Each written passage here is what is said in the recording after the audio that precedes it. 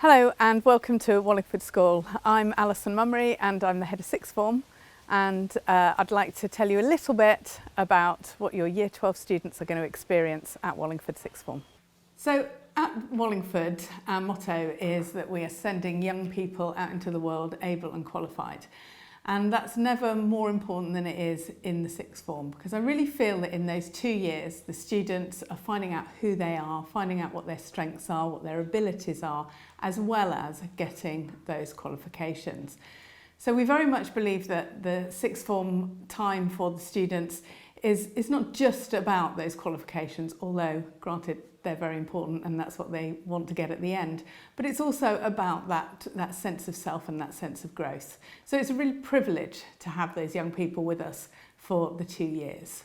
So really we're a stepping stone. We're taking the young people from school to wherever they want to go, and we help them. We have a few different paths qualification-wise to get them to their destinations. So their destinations are usually university or apprenticeships or a job, sometimes a gap year or volunteering.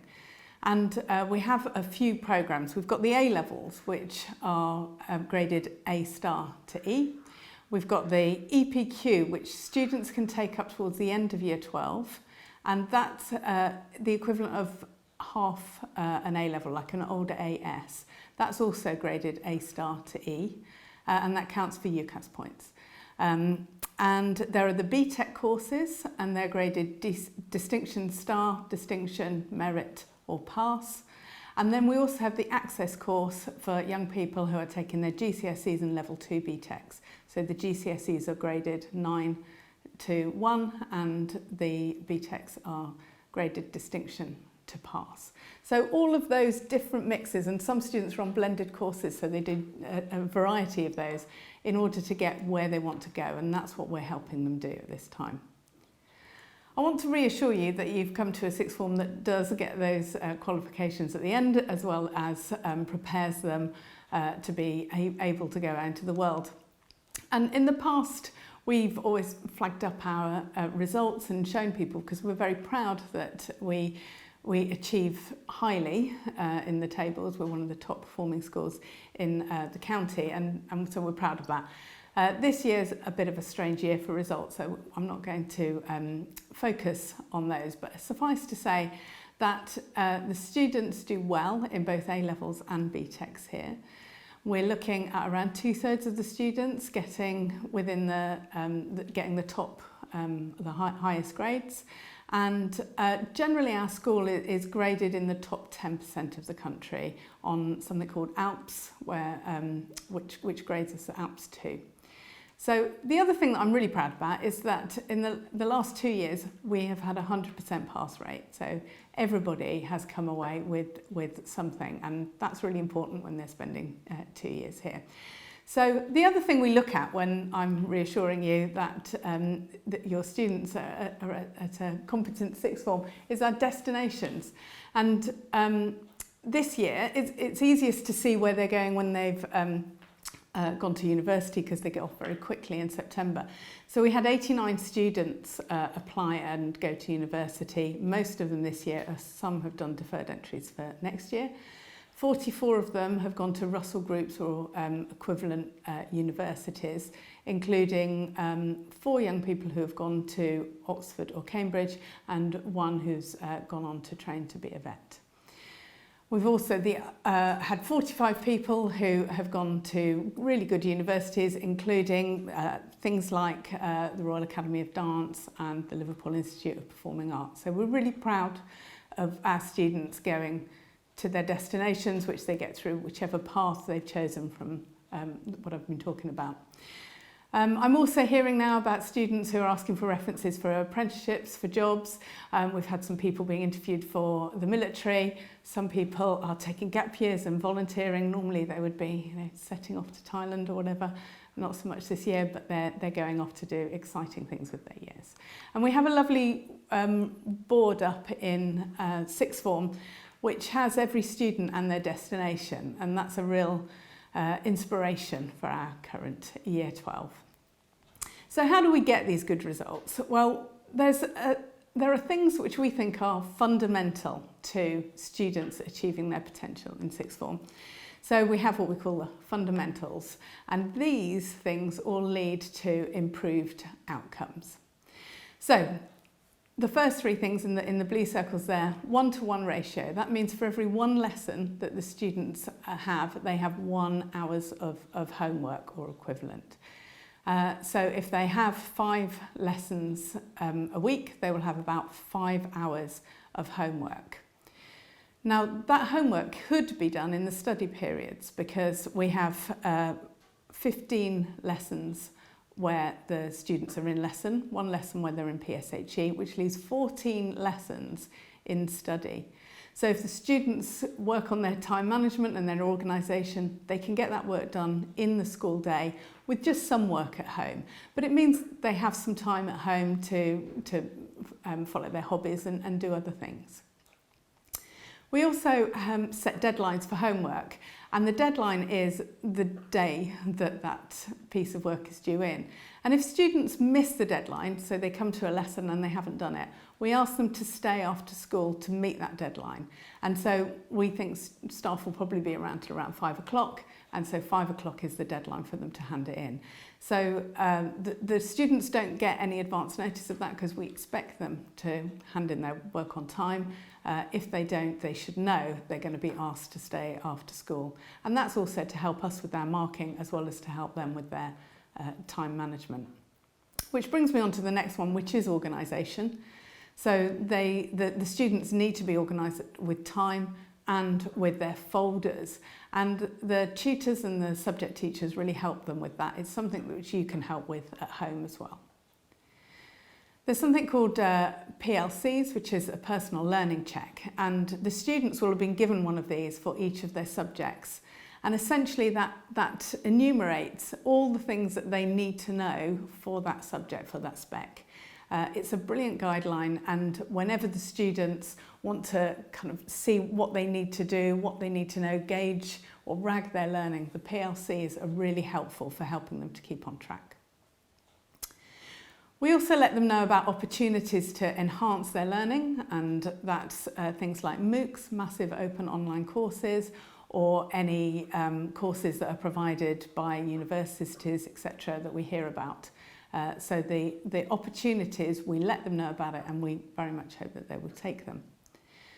Attendance is key. It's a massive factor in whether students are successful or not, and we pursue attendance.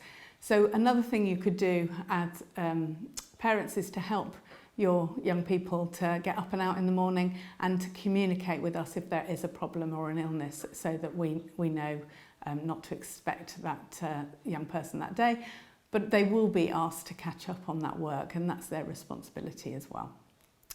So communication is one of the most important things, because all the things I've communicated to you just now are things which the teachers will communicate. The PLCs is all about communication, opportunities all about communication. So how do we communicate in the sixth form? Well, your son or daughter is with a tutor, and their email they will have given out to them. So that's your first port of call, really. It's your son and daughter's first port of call, and it's yours. So the tutor looks after the students in their tutor group. Otherwise, there is the sixth form, and we have Miss Hornsby, our sixth form administrator, and she's available on the sixth form at wallingfordschool.com.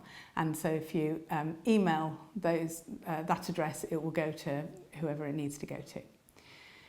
We produce a sixth form newsletter every day, which we email out to parents and students. Every Friday, which we email out to parents and students. And we also make that available on the VLE so that you can find it. And that's got lots of information about things that are coming up in the next week, those opportunities that I was talking about. The other thing that we do to help our students is we monitor their progress. And so we have an assessment schedule. And the assessment schedule has 4 assessment weeks over the course of the year. And these are followed up by data collections, and then we use the data collections to let you know how the young people are doing through a progress check. but also to intervene. So if students are falling off, they're not doing quite as well as they could be doing, if they need to get it up to the next grade boundary, we intervene and we talk about how we can help them. So those intervention meetings happen every term, and also we have parents' evening where we're able to communicate the information to you. So if we just look at the coming up weeks, we've got assessment week really soon on the 21st of September, and that's to ensure that the students are on the right course, or on courses that they enjoy, on courses which they will succeed on. So we have that assessment week really quickly, and then we gather any concerns, and we have an options clinic on the 8th of October where we meet with the young people and their parents, and we talk about how they're doing, where the problems are, and the route forward. Okay, and then we've got another assessment week in November. The progress check that you will get back will have the target that has been set for the student, and that's set based on a variety of information, including GCSE results, etc. The prediction, which is how the teacher feels that the student is doing at the moment, what they would predict they would get if they carried on working like this at the moment, and then their attitude to learning. And with this, we flag up some key areas which are good practice and rank those students for up to 1, 2, 3, 4. 4 is amazing, they're doing absolutely everything right all of the time and beyond. 3 is they're doing okay, pretty well, they're doing most of the things well. 2 is a little bit of a concern, and 1 is a serious cause for concern. So you'll be able to see how your son or daughter is doing in class. I talked about the tutors, and we have 5 Year 12 tutor groups and 5 Year 13 tutor groups across 4 houses. So your young people will have allegiances both to their form group and their year group and to their houses. So that's the structure of the sixth form, with myself and the 2 assistant heads of sixth form, Mr. Harpin and Mrs. Jones, alongside Mrs. Hornsby, our administrator. And there we are, ready to help you. So the school day is slightly different this year, and you'll have had information sent home about this. But essentially we have 6 periods of varying length. Students need to be in at about 8:40 in the morning for an 8:45 registration, and they go straight to the registration room.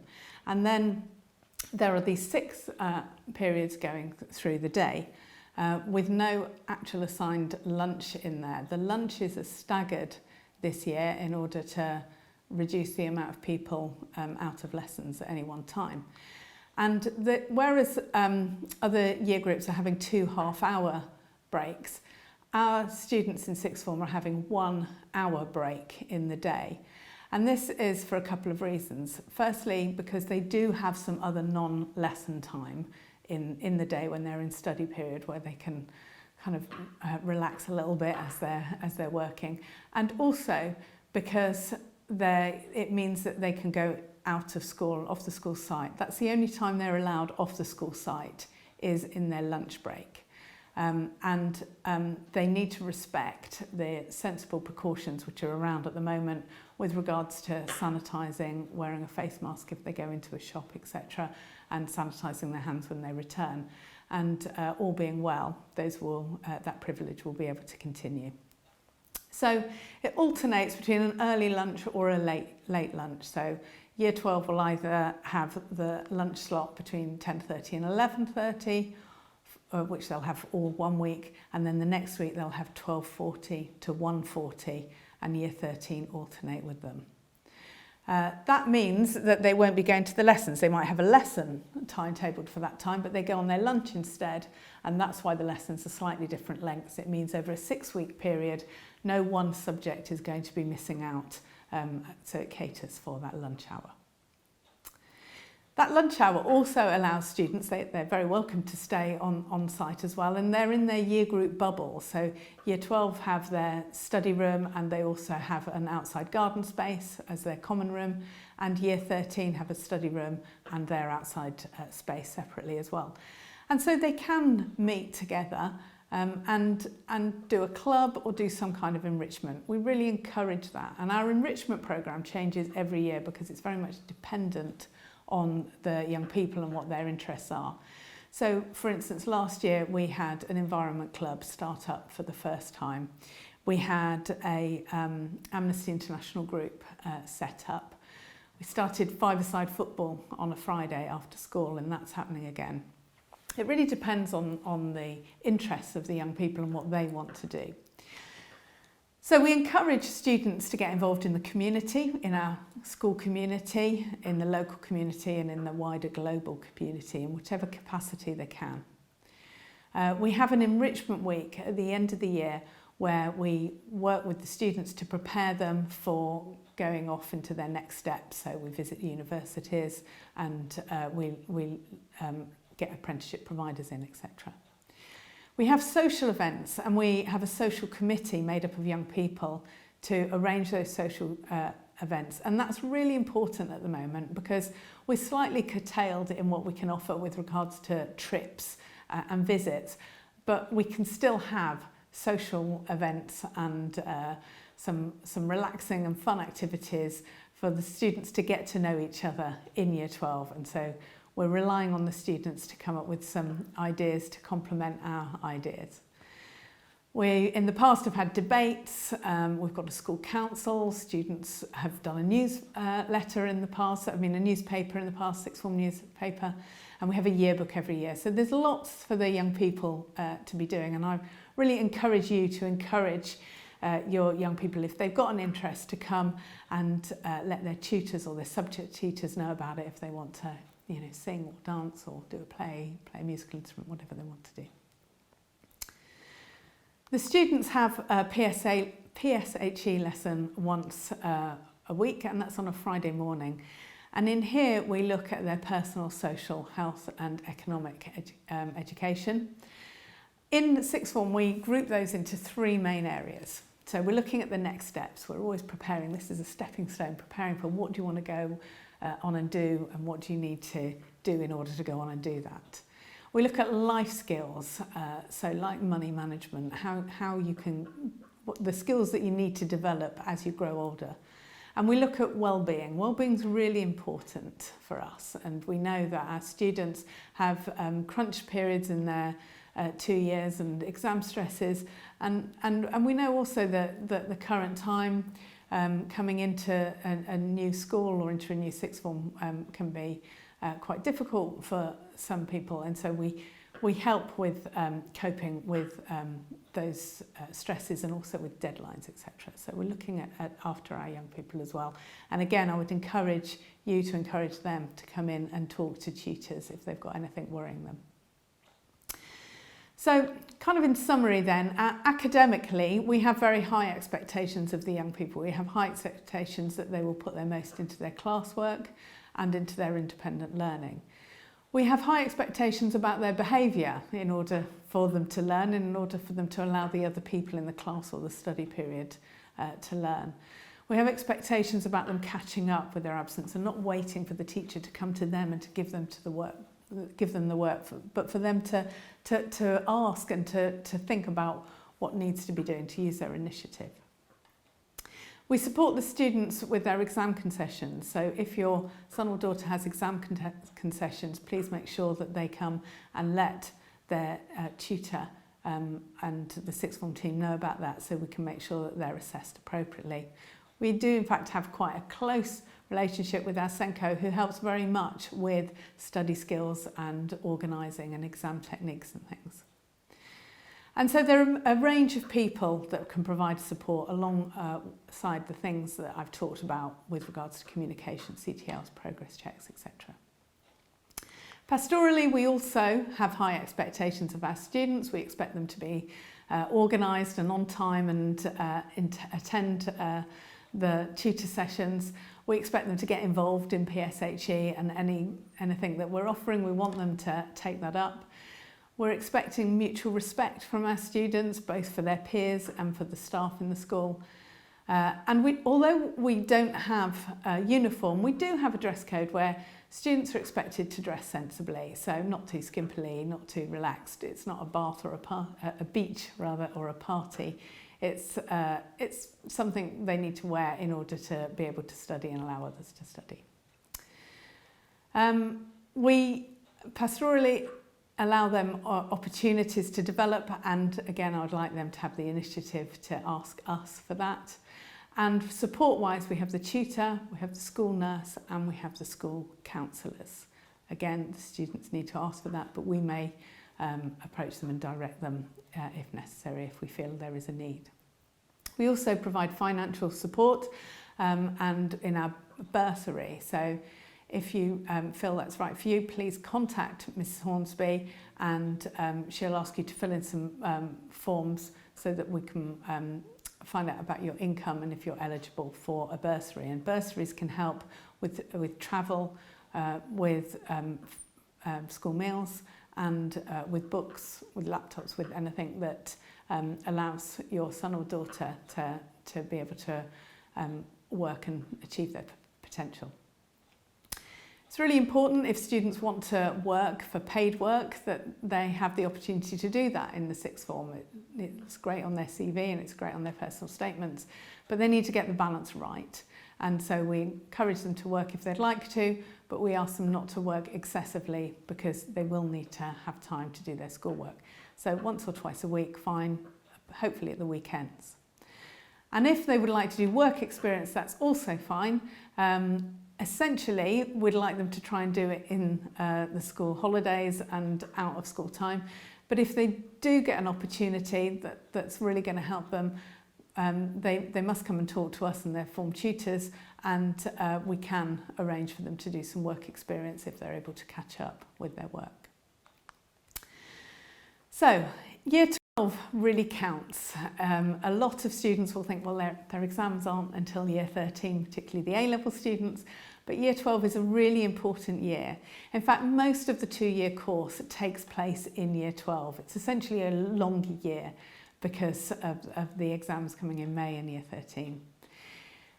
For BTECs, the units are banked, so as they're doing their workload continually, really, with continual deadlines, both for exams and coursework, and those count towards their final BTEC grade. All the students are building up their knowledge and their understanding over these 2 years, so they're crucial for that element. And also, in Year 12, this is the time when we prepare our young people for their next steps.